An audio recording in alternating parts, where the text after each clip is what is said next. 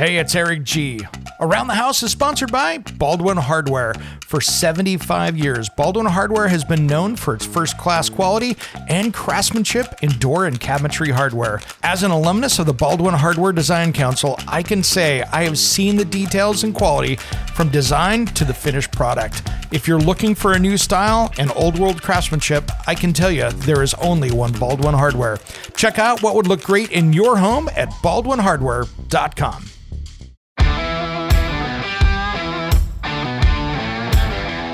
It's Around the House. I believe a 2,200 square foot addition to their property in a historically African-American neighborhood in Seattle so that her kids and another one of her relatives can live there and afford to live in Seattle and not have to way out into the suburbs.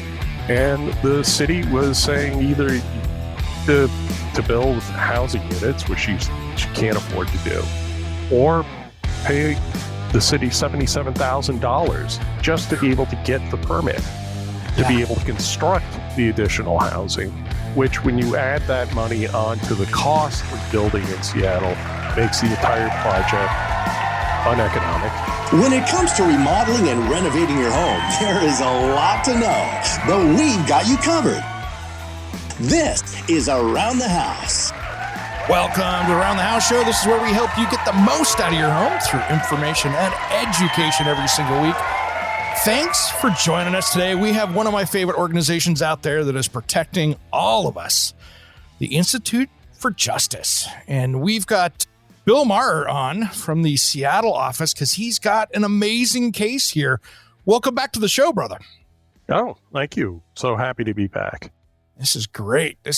And man, this Adams versus Seattle case, I tell you what, this is stuff, if you're not living in the Pacific Northwest, these are things that pop up.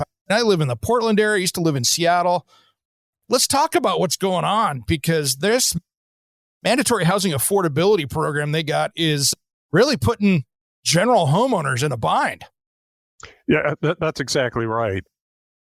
Like a lot of cities, Seattle has seen increasing housing prices, and they've been driving out a lot of middle-class homeowners and property builders, and generally leaving the city or threatening to leave the city as being comprised of entirely the very rich or the very poor. The way that Seattle has decided to address this situation is to actually, they've tried to make the housing more affordable by making it more expensive. And what they've done is they've passed this ordinance called the Mandatory Housing Affordability Ordinance. And anybody who knows about basic economics or common sense knows that if you want to make housing affordable, if you want to make housing cheap, there needs to be plenty of it. But instead of creating incentives for people to build housing, relaxing zoning rules to allow people to have more people in their homes, for instance, what Seattle has done is restricted the housing market using regulation, but at the same time mandated that if any developer, and that can be anything from a multinational corporation based in the Middle East building a huge tower block, to someone who is just adding a single residential unit to their home. Anybody who's adding housing units within certain zones within the city of Seattle has to either pay an exorbitant fee to the city, or they have to construct more housing units that they don't want and don't need. And the amount that they're charging people can go anywhere, can be up to $35 or $39 per square foot. Or the alternative is you construct housing you're not going to use, that you don't want.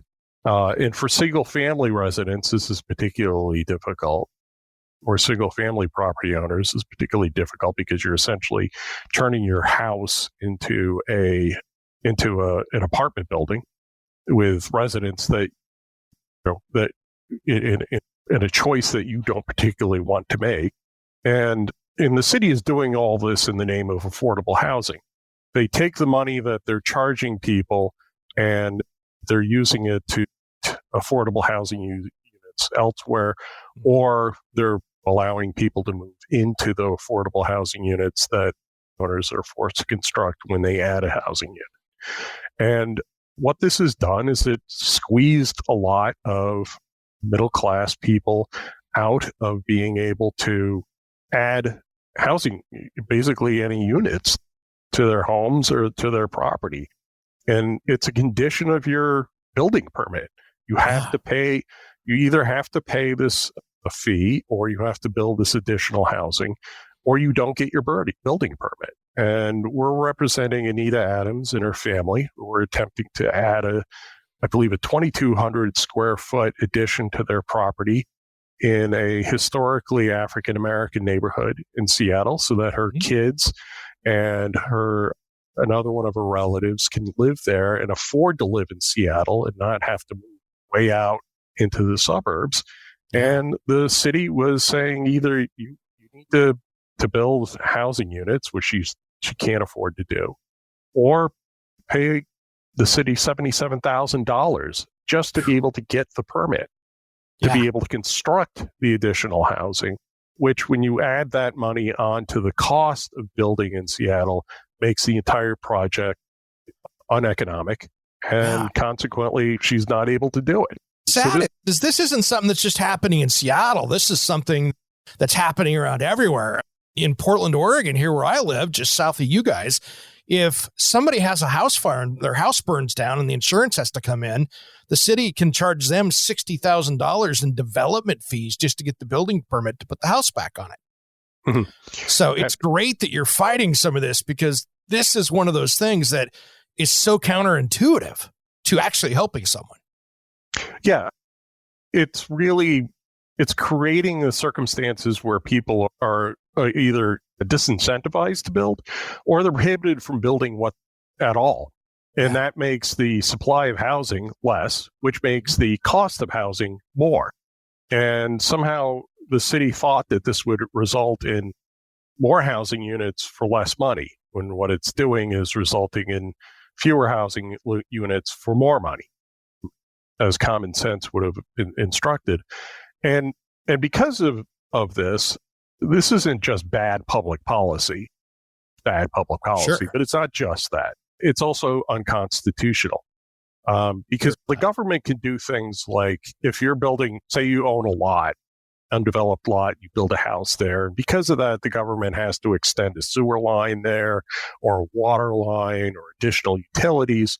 The government can charge you the amount of money that your construction is costing it. They're called impact, because of the impact of what your construction has.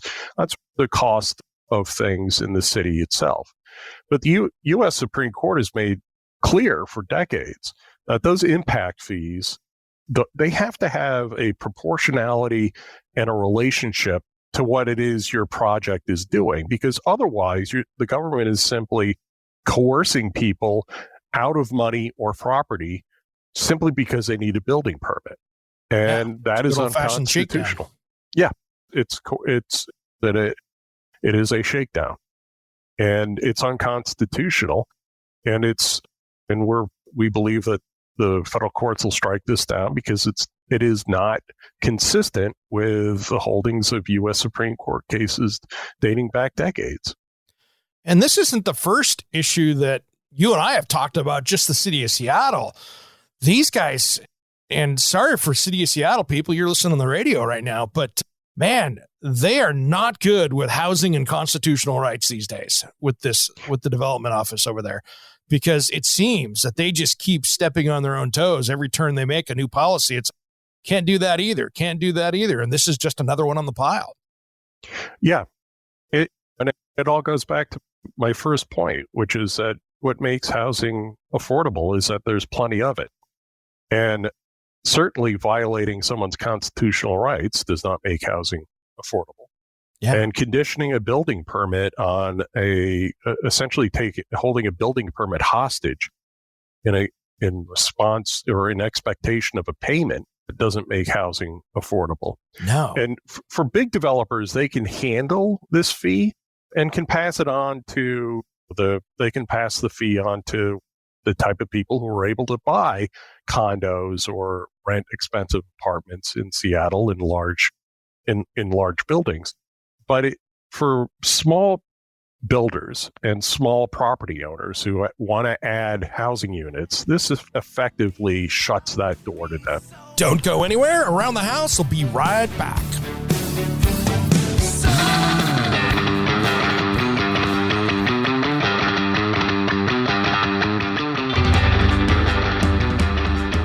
Welcome back to the Around the House show. If you want to get a hold of us, head over to aroundthehouseonline.com or just look for Around the House show on social media. Now let's get back to Bill Maurer from the Institute for Justice. Yeah. And conditioning a building permit on essentially holding a building permit hostage in response or in expectation of a payment that doesn't make housing affordable. No. And for big developers, they can handle this fee and can pass it on to they can pass the fee on to the type of people who are able to buy condos or rent expensive apartments in Seattle in large buildings. But for small builders and small property owners who want to add housing units, this effectively shuts that door to them. It puts a stop sign in front of any small development.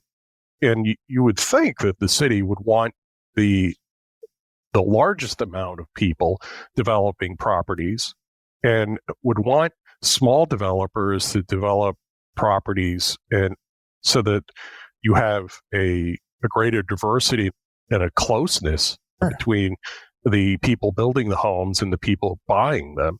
But for some reason, this is the path that the city decided to take. So hard for any middle-class homeowner to turn around and get a loan, which most people will to do an addition or a new ADU or whatever to the property. And then to tell the bank that, oh yeah, by the way, we have to pay $77,000 in fees on top of this. That the bank is going, well, I don't get that money back. That's not an asset to me. That's a fee. Trying to get that, you basically have to have 80 grand in your back pocket just to pay fees, because most banks in most situations are going to go, yeah, you're going to have to pay that out of pocket. You can't finance that. Yeah. Ms. Adams' husband already works 2 jobs, and his basic response to this was, I'm not going to work 3 jobs so that I can pay the city of Seattle this money to get a building permit. Yeah. Let's talk about what they're trying to do, because it looks like she's got just a noble project that she's trying to do to help out her family. Yeah, it is. Her children are college graduates. They want to live near their family. The current house is too small for the entire family to live in comfortably. And this was going to be a way for Ms. Adams, who's the first homeowner in her entire family. This was going to be a way for her to be able to keep her family intact, have her children live in Seattle, and have them be able to afford housing without having to commute massive amount of miles to be able to get to their jobs for a city that seems to be concerned about climate change. Forcing people to commute to the city from cities that are 20, 30 miles away every single day doesn't seem to be a very climate conscious way to do that. And it's inconsistent with the city's stated desires for density. I was just going to say that. It's total contrarian to what they say that they want to do is, okay, we want density. We want people to not have to travel. We want people to jam in. We want to see multiple houses on lots. Zoning can get thrown out the corner. Oh, by the way, we're going to make it financially nearly impossible for you to do that. Yeah, and it doesn't, the treatment of this as an impact fee doesn't make any sense either, because what they're saying is that if you build more housing, it's going to be more expensive for people to live in the city of Seattle. I don't see how that can work, but even if it does in some instances, which it doesn't, it still has to be tied to the actual impact that a particular or specific construction is making to the costs. Yeah. And there's no way that Ms. Adams building a small home for her family members on her property is causing $77,000 worth of harm to housing affordability in the city of. Common sense says if the city of Seattle wanted to promote density and people building, they'd be giving her a $77,000 credit on her taxes to build in here and make it more dense versus charge her for that, because that just makes no sense to me. And you're right. Yeah. That's crazy. Yeah. The theory behind this is one that's difficult for people to understand. And I think you have to have a certain mindset of the idea that the construction of private housing is inherently a bad thing in order to come up with the idea that we're going to force people to pay a fee, an extra fee, because they dare to build additional housing units on property that they own. Yeah, and it's a great example here, too, is if the city wants to go out and pay for affordable housing for people, at least in my situation down here in Portland, I watch them spend some of their money to build affordable housing.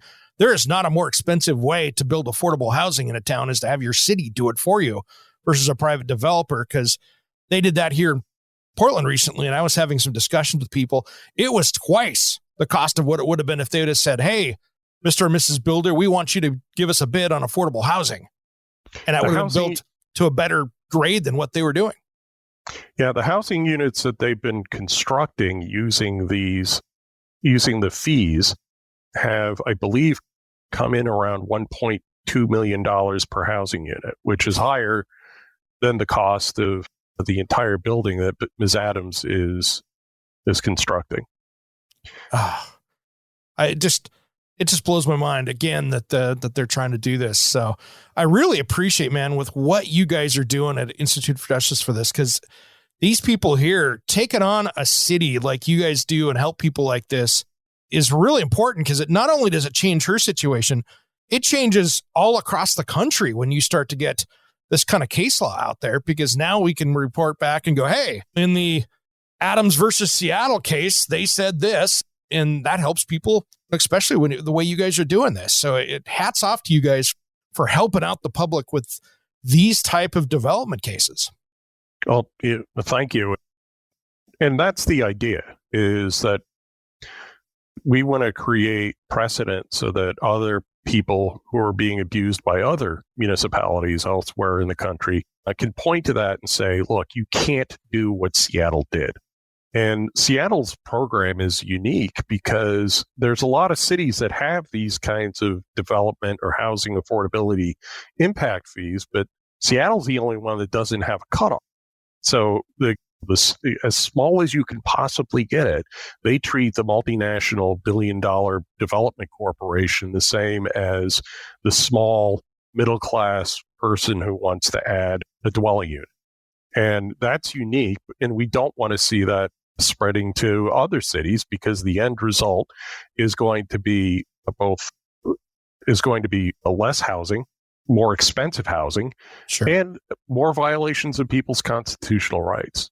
That's the big part right there, is that's getting stepped on. People can find out more information on this case over at ij.org, correct? Yes. All right. We have a whole case page. We have the complaint. We have background information about our client and photos of the house. And when we come back, we'll wrap this conversation up quickly, and then we'll jump into my craziest things that were at the Consumer Electronics Show last week that are for your house. And some of these, you're going to either laugh or be completely horrified. Around the House, we'll be right back.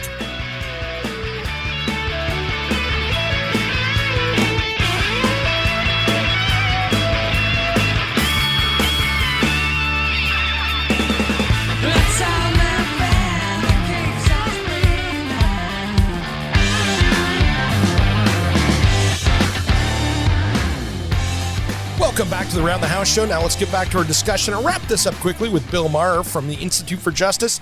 And then we're going to talk here about the craziest things and some of the cool things that were at the Consumer Electronics Show this last week. It was pretty wild. Now let's get back to our talk with Institute for Justice. And that's unique, and we don't want to see that spreading to other cities, because the end result is going to be is going to be less housing, more expensive housing, Sure. and more violations of people's constitutional rights. That's the big part right there, is that's getting stepped on. People can find out more information on this case over at ij.org, correct? Yes. All Yeah, right, we have and a whole there's- case page.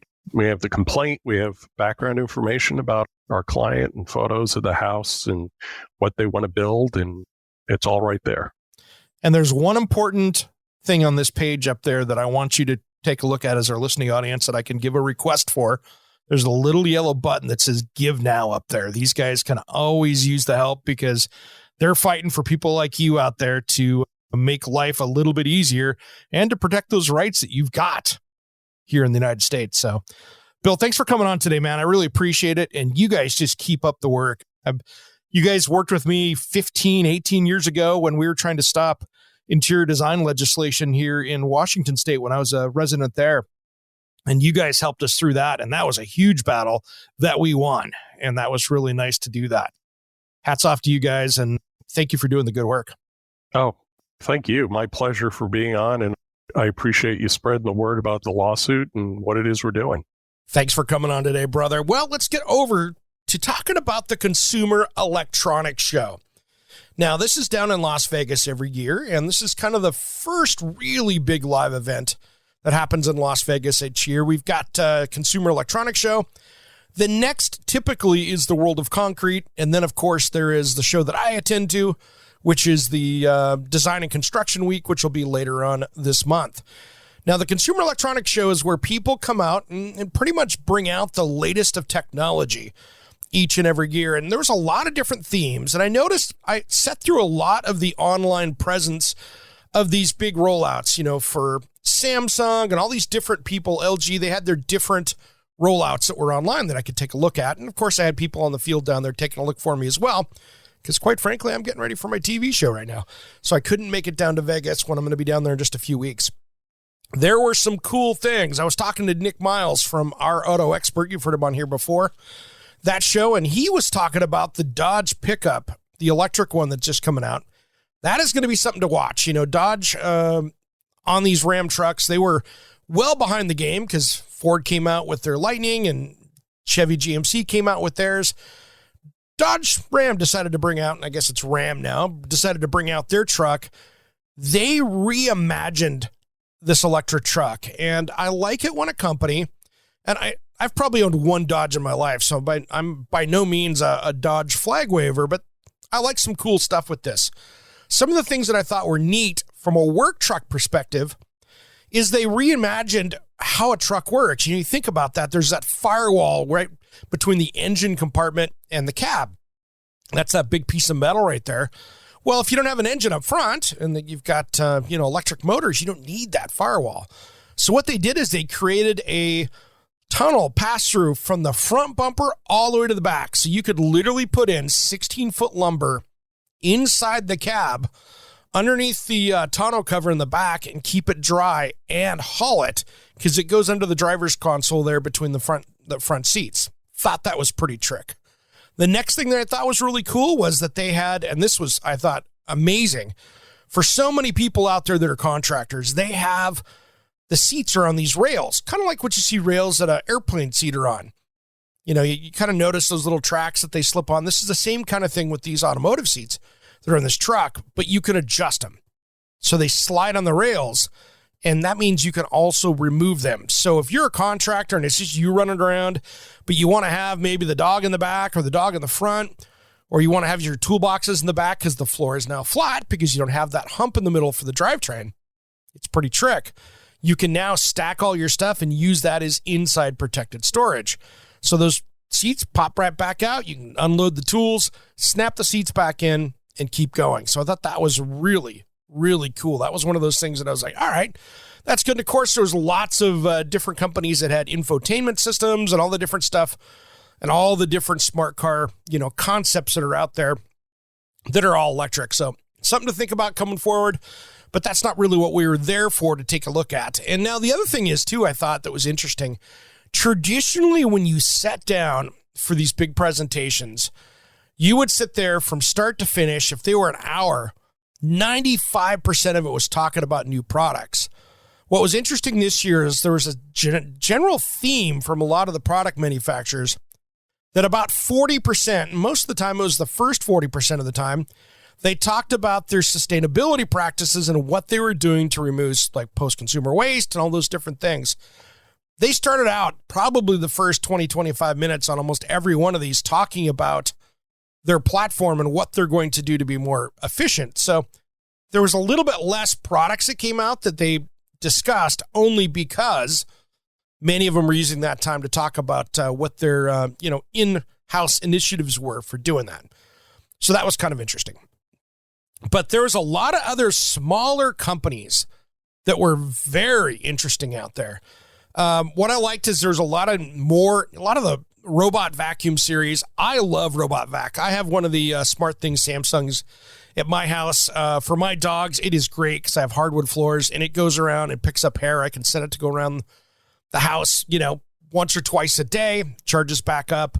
Does a pretty substantial job of getting all that stuff off the ground. So it's really enjoyable getting that kind of dialed in right there so we can keep the house a little bit cleaner and we don't have to do it ourselves. So being a person that has all hard surfaces in the house, the Roborock S8, it looks like, this new series, is a 2-in-1 type thing. So it's a 2-in-1 robot floor cleaner, which empties the dustbin and it washes its own mopping cloth and refills the water tank. But it's really cool. So now they have warm air mop drying, so it'll dry the mop as well. So now you could have it mop and clean the floor and vacuum all at once. So I thought that was really trick. That was a really cool thing. And it's not too bad. I mean, these things are expensive, so don't get me wrong. I'm not trying to downplay that at all. But where you can spend over $1,000 for the Samsung one, this is, and that's just a vacuum. This is priced at about $750. So you can get it on Amazon, Roborock in April. So that's something pretty cool. Now, LG came out with this new refrigerator. It's called Mood Up. And LG had some pretty wild things this year. And I've got LG appliances in some of my house here. And, great products. Haven't had any problems with them. But this is crazy. This is a very flashy fridge because it's got color-changing LED door panels. So Samsung came out with their bespoke line that has the kind of multicolor panels you can swap out. LG pretty much said, okay, guys, and those two are uber competitive.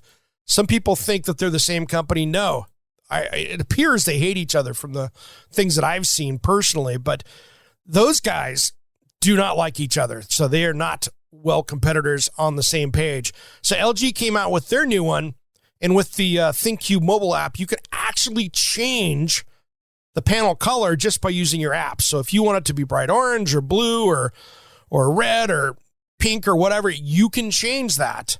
That'll come out here later on this year, but you can actually change it with your phone on that LG ThinkQ mobile app. So that's going to be pretty crazy. I thought that was pretty wild as well. And then one more before we go out to break. Chillax for all you parents out there. They have their Giraffe AI, Thermo AI smart baby monitors.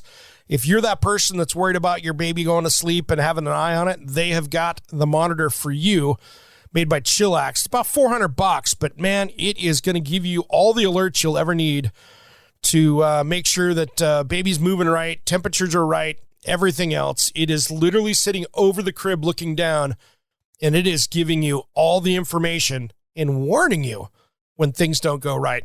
All right, everybody, we'll be right back after these important messages. More from the Consumer Electronics Show just as soon as Around the House returns.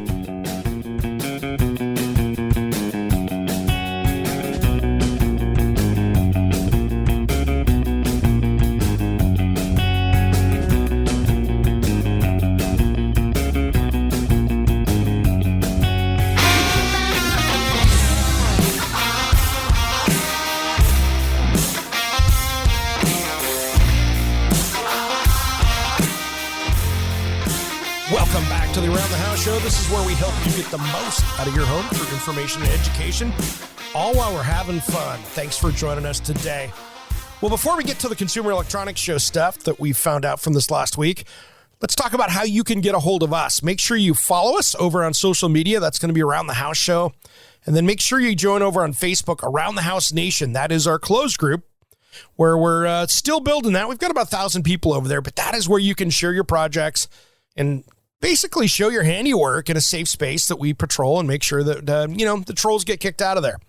So it's a really good place. And if you want more information about us outside of social media, head over to aroundthehouseonline.com and you can find us over there. And then on the podcast, we've got, almost 1,000 episodes up.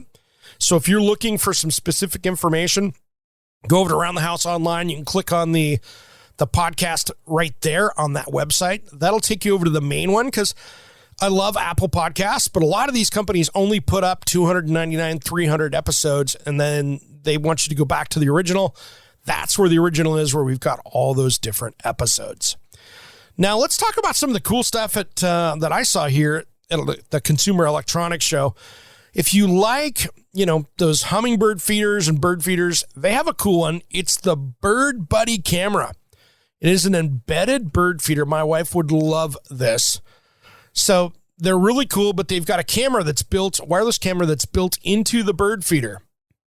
And so they had a couple different models there. So they had a liquid feed dispenser for hummingbirds, another one a seed tray. But basically, the camera sends a push notification to your phone when a bird arrives.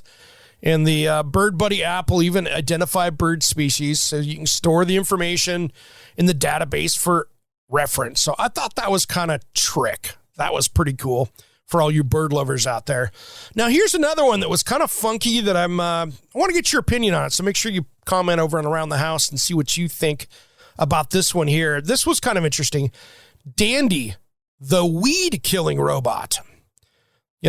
Weeds, of course, are the bane of my existence in the lawn because I like to be the cleanest yard in the neighborhood when I've got the yard going. Right now, I don't, only because it's in the middle of a summer remodel coming up here. So it's going to be torn out and redone. So it's nice, but it's not where it's going to be.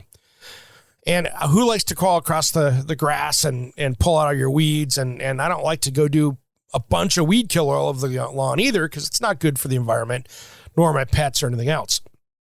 So Dandy came up with this weed killing robot. So like the Dandy DT01, about $700 for lawns up to a quarter acre. And for largers, they have the DT01XL. It's about $800 for lawns up to a full acre. It roams your turf and hunts down broadleaf weeds and leaves the surrounding grass unharmed. And then they recommend using an organic iron-based solution that's non-toxic really for you. So it's something that you could do without having too much stuff out there. But that's an interesting one. So you can actually send that out and it'll go out and kill the weeds in your lawn. You don't have to worry about it. So for all of you that don't want to have to worry about that, that's an interesting one. Now, one of the stranger products out there is made by Dyson. And if you want to look like Bane, like DC Comics Bane, Vengeance of Bane, that kind of stuff, I know I'm probably over-exaggerating, but I tell you what, this Dyson Zone headphones and air purifier that goes over your face, it is funky. And if you want to really have, that comfort of having a air cleaner strapped to your nose and your mouth that goes around to the headphones that are big, blocky headphones, this is going to be for you.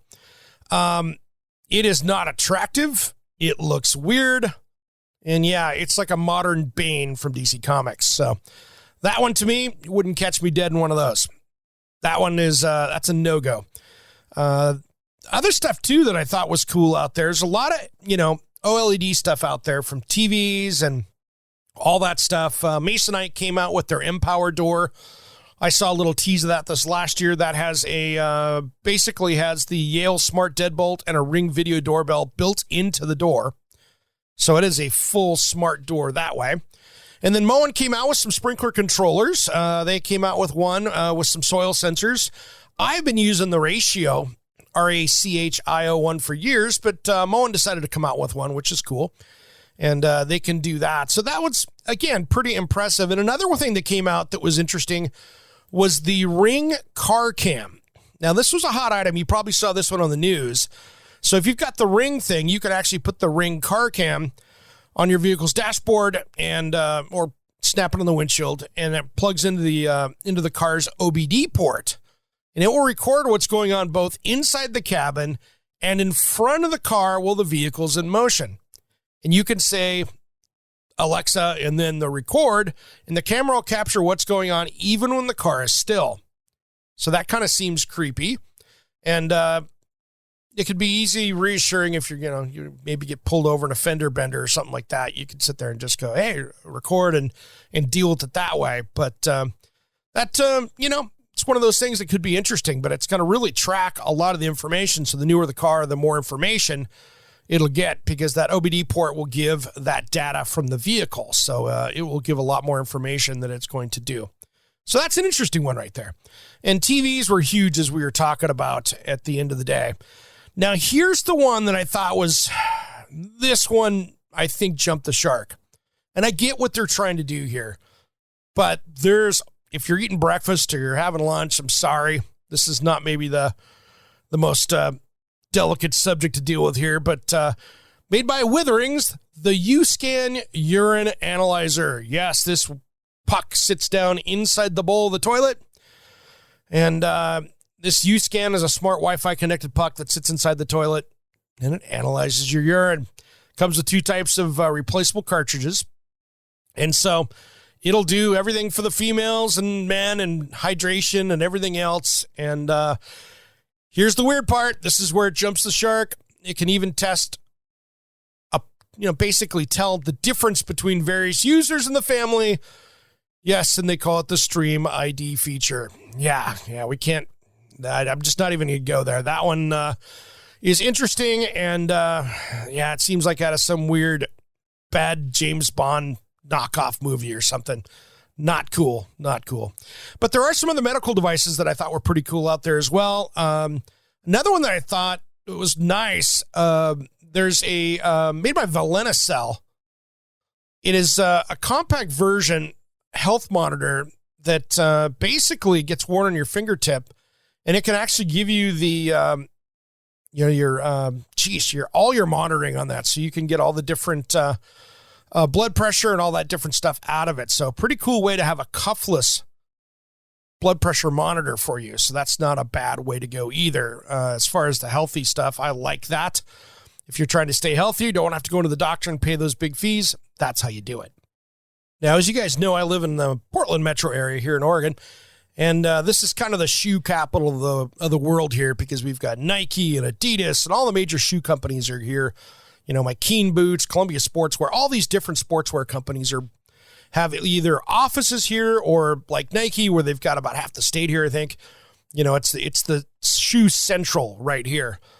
And LG decided to jump into this, which I thought this was kind of interesting. They brought, for all you sneakerheads out there, and they brought this new tech for shoes. And basically what it is, I don't care if it's, you got your dress shoes, your Air Jordans. These cubes are the new Styler shoe case and Styler shoe care products coming from LG. Now, I'll be honest, this is pretty wild. These are little, for instance, it's a little clear box that has a turntable on the inside, and it's lit, and you can basically stack these cubes up as display cabinets. Yes, display cabinets for your shoes. And then they've got their version of the shoe styler there, basically, which means that will steam them and deodorize. And if you've got smelly feet, this is actually one of those things that's going to be probably smart for you, because that is going to help deodorize those as well with steam, which is a good way. So anyway, the case keeps them at the optimal humidity and protects them against UV damage. And it holds one pair of shoes, and then you can hook that into your app and things like that. There's no pricing out there yet for the Styler shoe case or shoe care, but more information, you can head over to LG and find it over there. I've got the LG Styler, which is the clothes cleaner, and it's basically a steamer for your clothes. So if you need to shake out a jacket or something like that, you can hang it up in there, and it'll steam it out without having to wash that dry cleaning. It can save you on some dry cleaning, especially for suit jackets and stuff like that. All right, everybody, have a great rest of your weekend. We've covered so much stuff. We got so much more coming up in the next hour of Around the House. And as always, thanks for listening to Around the House.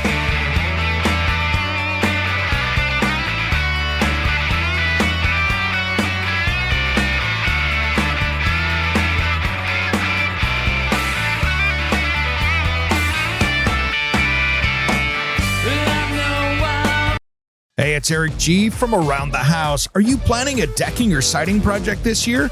If you are, you've got to check out my friends at Millboard. Millboard is a completely different kind of composite decking and cladding that enhances outdoor spaces with enduring distinction. Hand-molded from the finest oak, it realistically mimics the natural grain and color of premium hardwood. If you're looking for something that doesn't look like plastic and instead real wood, check out millboard.com. Make sure and check out that interview we did just a few weeks back. That's millboard.com.